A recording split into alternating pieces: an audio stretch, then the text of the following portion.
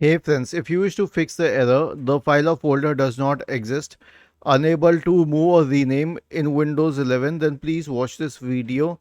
I will guide you through the resolutions. The first solution is to restart File Explorer. So, search for Task Manager in the Windows search bar and open Task Manager. Wait till it loads. Right click on the Windows Explorer process and select Restart. The next solution is a malware scan. Search for MRT.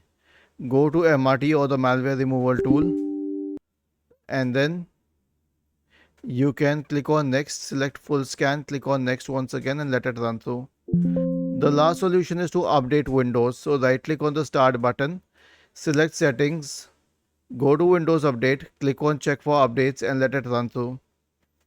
Was this helpful? If yes, then please subscribe to the channel. If not, then let us know in the comment section of the video on how we could help you further. Thank you for watching this video and have a nice day.